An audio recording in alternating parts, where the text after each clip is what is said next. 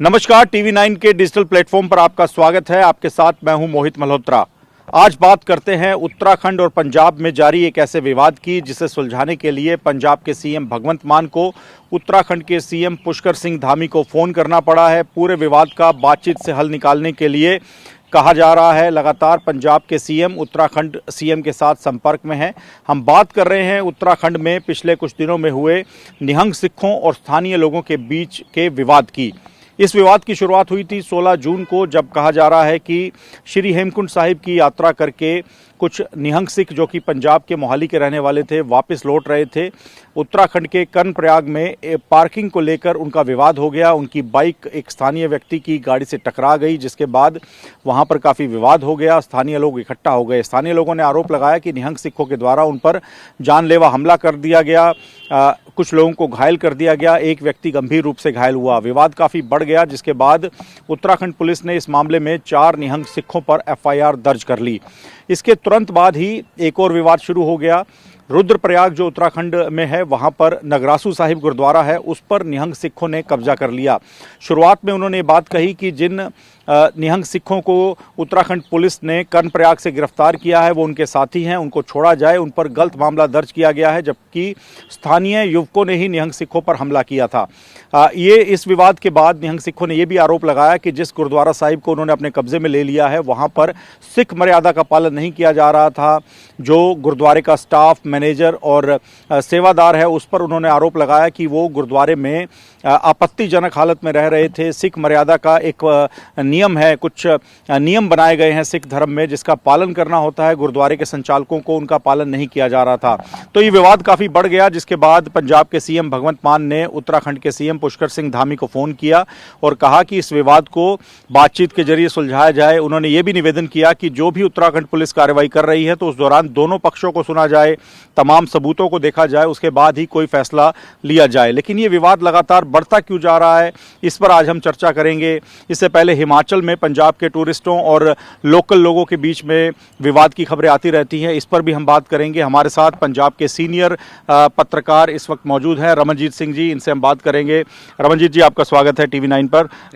Sir, एक सवाल ये उठता है कि क्या रहा है, निहंग सिख इतने उग्र क्यों हो जाते हैं एकदम से? अगर कहीं कोई टकराव की स्थिति बन रही है तो उसको बातचीत से टाला जा सकता है। आप दूसरे प्रदेश में गए हैं और धार्मिक यात्रा पर हैं, तो कई सवाल उठते हैं कि इस तरह से उग्र टकराव क्यों हो जाता है? देखिए, जो मौजूदा दौर चल रहा है वो है ही ऐसा। कोई भी बंदा उग्र हो जाता है।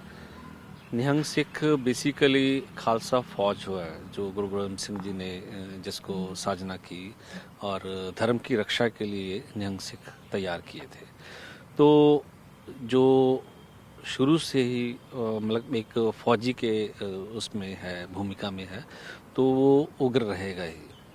लेकिन ये भी गलत है कि अगर कोई छोटी मोटी बात हुई है, कोई पार्किंग का जैसे चर्चा चल रही है कि पार्किंग का विवाद हुआ है, तो उसको लेकर के इतना आगे बढ़ जाना कि अपने शस्त्र यूज़ करना, वो भी गलत है। जो वीडियोस में दिखा है उसमें ये चीज़ भी सामने आई है कि जो अपने देश में बढ़ रहा है भीड़ तंत्र, तो वहाँ पे वीडियोस में भी दिख रहा है कि वहाँ पे बहुत सारे लोग जमा हैं और जो शायद पहला जो धक्का मारा है वो भी स्थानीय व्यक्ति द्वारा मारा गया, तो उससे विवाद और बढ़ा है। उसके बाद उनको दोनों पक्षों को चोट लगी है। इसको मतलब सामाजिक तौर पे तो यही कहा जा सकता है कि इसको बातचीत के हल से निकाला जा सकता था इसका हल। और अगर वहाँ पे दोनों पक्षों में से कोई भी एक पक्ष उग्रता ना दिखाए तो मामला हल हो सकता है। अच्छा, एक और जो मुद्दा अभी उठा हुआ है वो रुद्रप्रयाग में जिस तरह से श्री नगरासू साहिब जो गुरुद्वारा साहिब है वहाँ पर निहंग सिखों ने कब्जा कर लिया।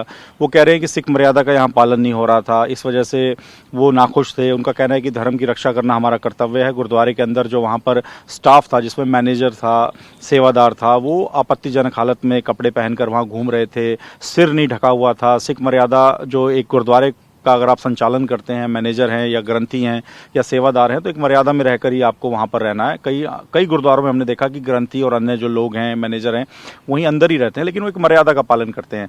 तो यहाँ पर ये जो गुरुद्वारा साहिब के ऊपर कब्जा कर लिया गया है, जिसको लेकर अभी वहाँ पर बातचीत से उत्तराखंड प्रशासन, पुलिस बात को सुलझाने का प्रयास कर रही है, इसको आप कैसे देखते हैं? क्या इस तरह से गुरुद्वारे पे कब्जा कर लेना सही है?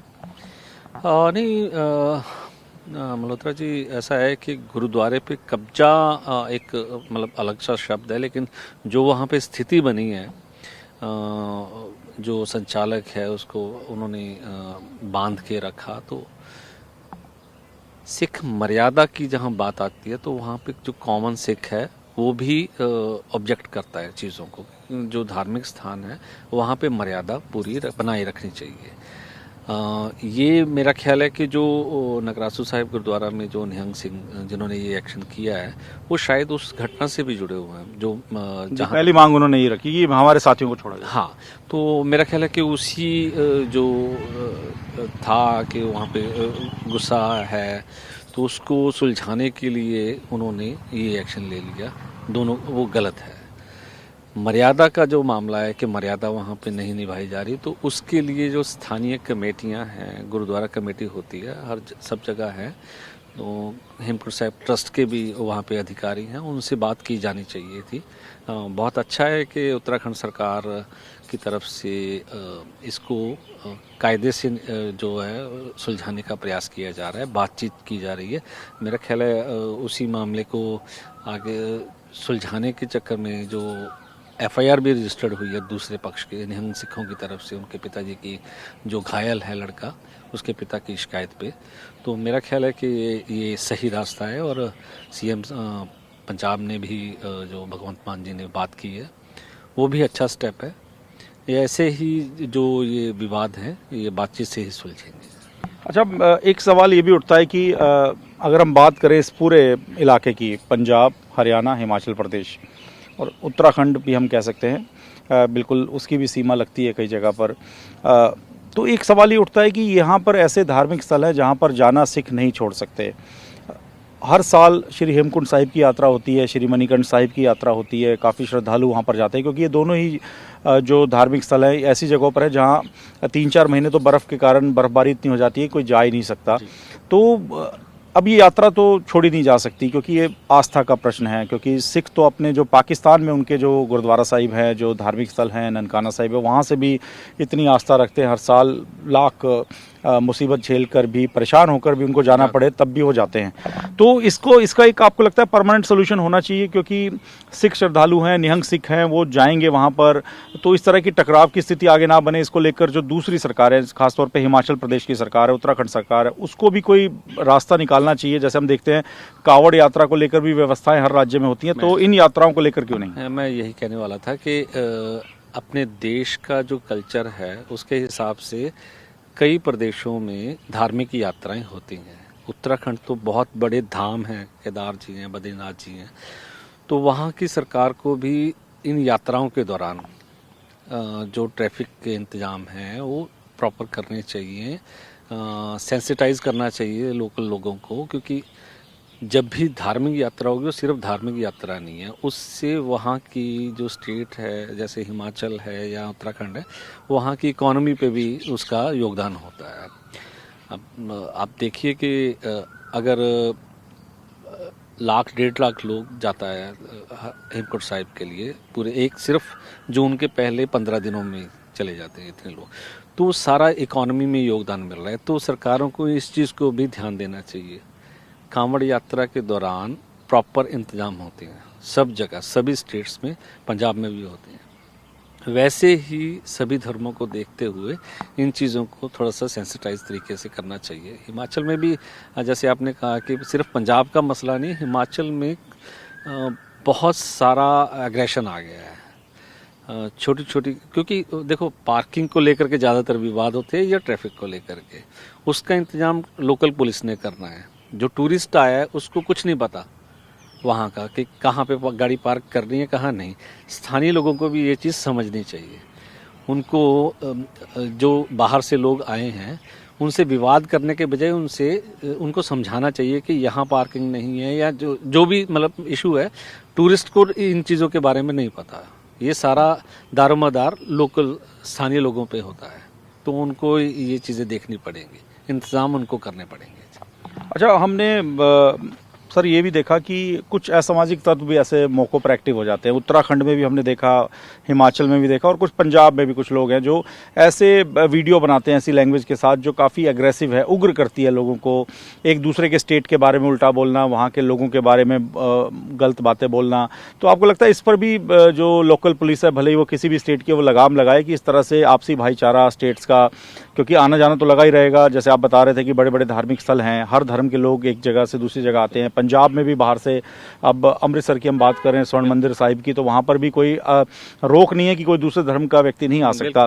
तो ये ऐसे लोग जो आपत्तिजनक और ऐसे एग्रेसिव, उग्र भाषा के, गलत भाषा की टिप्पणियां एक दूसरे के राज्य के लोगों पर करते वीडियो डालते हैं, उस पर भी लगाम लगानी चाहिए। आपको लगता है उस पर सख्ती करनी चाहिए? हाँ, बिल्कुल होनी चाहिए। जैसे अब यही मामले की बात कर रहे हैं रुद्रप्रयाग वाली, ये एक पार्किंग को लेकर के या आवाजाही को लेकर के विवाद हुआ, उसको 2 स्टेट्स का विवाद बना दिया गया।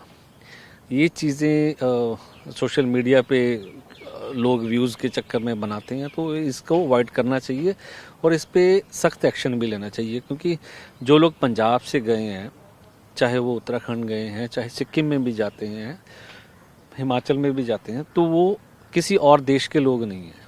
अगर वो झंडा कैरी कर रहे हैं, वो धर्म का झंडा है ना, उसको लेकर के भी बेमतलब के विवाद बनाए जाते हैं।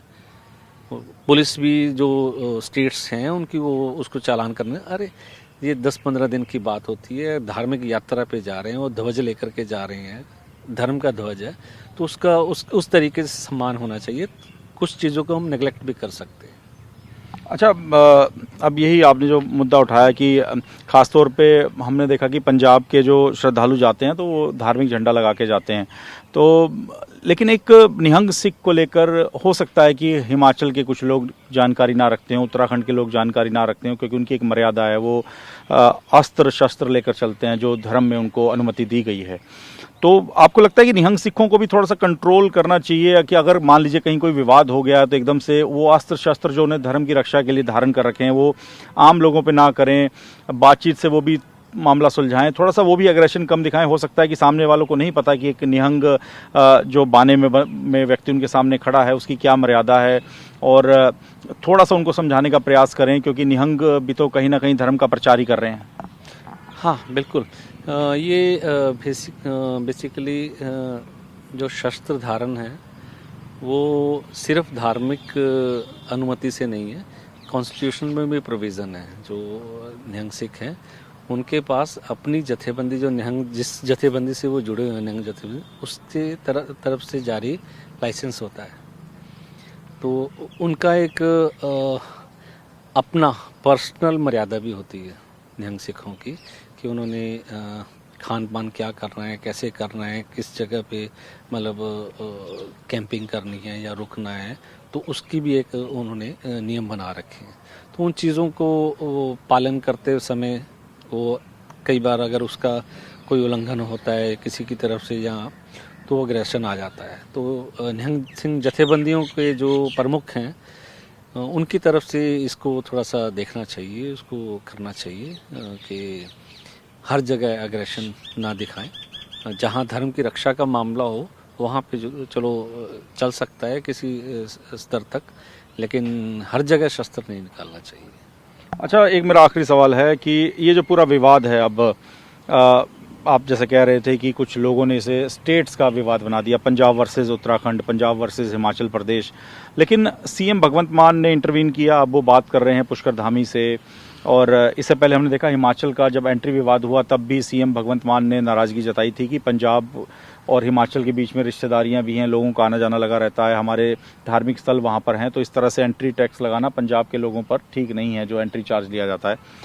आपको लगता है ये बातचीत पहले की जाती तो ज़्यादा बेहतर होता, क्योंकि हर साल ये यात्रा होती है, इस तरह की टकराव की तस्वीरें आती हैं। पहले अगर सरकार आपस में बातचीत करके तैयारियां कर लें, जैसे आप कांवड़ यात्रा का उदाहरण दे रहे थे कि एडवांस में ही पता होता है कि इन महीनों में कांवड़ यात्री आएंगे, तो उसकी तैयारियां पहले से शुरू हो जाती हैं। ये यात्राएं भी बड़ी धार्मिक यात्राएं हैं सिखों के लिए, तो इसकी तैयारियां पहले से हों, पहले ही पंजाब सरकार दूसरे राज्यों से बातचीत करके अपने जो श्रद्धालु वहाँ जा रहे हैं उनके लिए इंतजाम करें, अपने स्तर पर भी वहाँ पर कुछ इंतजाम किए जा सकते हैं। हाँ, देखिए ये बात सही है कि बातचीत होनी चाहिए, लेकिन मैंने जो बात कही कि जहाँ पे जा रहे हैं धार्मिक यात्री, देश के किसी भी स्टेट में हो, तो उस स्टेट का ज़्यादा दायित्व बनता है, क्योंकि उनकी इकॉनमी को ज़्यादा बूस्ट मिलना है। और अगर वो अच्छे इंतज़ाम करेंगे तो और बेहतर और लोग आएंगे, है ना। तो ये भी सही है कि पंजाब सरकार को भी कर लेनी चाहिए बात, उससे थोड़ा सा असर तो पड़ता ही है कि जो कंसर्न स्टेट है वो कोई इंतज़ाम करेगी। बाकी जो आप हिमाचल की बात कर रहे थे, वहाँ पे ज़्यादातर जो विवाद सामने आ रहे हैं वो टूरिस्ट से जुड़े होते हैं। जो मणिकरण साहिब की यात्रा के दौरान होता है वो सिर्फ ट्रैफिक पुलिस के विवाद हैं, कुछ वो वही जो हमने बात की ध्वज को लेकर के है कि मोटरसाइकिल पे आप ना लगाएं, वो सुलझाए जा सकते हैं या उनको नेग्लेक्ट किया जा सकता है। तो टूरिस्ट आप मानते हैं दायरे में रहें, कहीं दूसरे राज्य में जाकर ओपन आप गाड़ी में शराब पी रहे हैं, ऐसी हरकतें कर रहे हैं, ये भी तो गलत है ना। कि आप शर्ट उतार के, हमने देखा पंजाब हरियाणा के युवक कहीं भी खड़े हो जाते हैं डांस करने, ये वीडियो सामने आते हैं, गलत है ये। वो भी देखो समाज के हिसाब से तो वो सही नहीं है ना। स्थानीय लोगों को बिल्कुल गलत लगेगा ये, यहाँ पे आकर के कोई ऐसा करेगा तो हमें भी बुरा लगता है। और कहीं भी खुले में खड़े होकर शराब पीने की तो परमिशन कहीं भी पूरे देश में नहीं है ना। अगर आप कर भी रहे हो तो उसका भी थोड़ा सा मतलब आपको ये चीज़ ध्यान में रखना चाहिए कि आपके किसी कृत्य से किसी दूसरे को परेशानी ना हो। ये तो बिल्कुल बेसिक चीज़, राज्य का नाम भी खराब ना हो। हाँ बिल्कुल। आप पीछे आपने देखा कि सोशल मीडिया पे कितना वो एक कैंपेन ही चल गया था कि HR नंबर की गाड़ी है हिमाचल में, तो ये तो बस कुछ ना कुछ बवाली करेंगे। तो ऐसा भी नहीं होना चाहिए, है ना। तो ये चीज़ आप जहाँ जा रहे हो तो आपके ऊपर भी दारोमदार होता है कि आप अपने परिवार का, अपने शहर का, अपने स्टेट का जो एक तरह से रिप्रेजेंटेशन दे रहे हो वहाँ पे, तो आपको भी ये आप कायदा रखना चाहिए। तो ये थे सीनियर पत्रकार रमनजीत सिंह, जिन्होंने सीधे तौर पे कहा कि निहंग सिखों की एक मर्यादा है, धर्म की रक्षा करना उनका कर्तव्य है। इसके लिए उन्होंने अस्त्र शस्त्र जो सिख धर्म अनुमति देता है वो धारण भी कर रखे हैं, लेकिन वो आम जनता के लिए नहीं है, धर्म की रक्षा के लिए। अगर कहीं कोई टकराव की स्थिति बनती है तो बातचीत से दोनों ही पक्ष मामले को सुलझा सकते हैं। पंजाब सरकार ने अच्छी पहल की है। पंजाब के CM ने इन विवाद को सुलझाने के लिए अब सीधे उत्तराखंड के CM पुष्कर सिंह धामी से बात की है, और उम्मीद की जा रही है कि इन विवादों का हल अब बातचीत से सुलझ जाएगा। अगर किसी ने कानून अपने हाथ में लिया है तो भले वो किसी भी पक्ष का हो, किसी भी राज्य का रहने वाला, उसके खिलाफ कार्रवाई होनी चाहिए। लेकिन उत्तराखंड पुलिस भी अब प्रयास यही कर रही है कि बातचीत के जरिए पूरे विवाद को सुलझाया जाए, ताकि जो श्रद्धालु हर साल उत्तराखंड में श्री हेमकुंड साहिब की यात्रा के लिए जाते हैं, इसके साथ ही हिमाचल प्रदेश में श्री मणिकर्ण साहिब की यात्रा के लिए जाते हैं, वो आसानी के साथ दर्शन करें, कोई विवाद ना हो, उनके राज्यों में आएँ, दर्शन करें, वापस लौट जाएं। यही बात अब राज्य सरकारें चाहती हैं। पंजाब सरकार भी लगातार यही प्रयास कर रही है कि पंजाब के जो श्रद्धालु दूसरे राज्यों में जा रहे हैं वो बिना किसी विवाद के दर्शन करें। धार्मिक यात्रा के लिए वो लोग जा रहे हैं, अपनी धार्मिक यात्रा पूरी करें, गुरुद्वारों में माथा टेकें और शांतिपूर्ण तरीके से वापस आ जाएं। तो ये था उत्तराखंड और पंजाब के बीच जारी विवाद, जिस पर अभी हमने चर्चा की। देश और दुनिया की अन्य तमाम खबरों के लिए TV9 के डिजिटल प्लेटफॉर्म्स पर जुड़े रहें।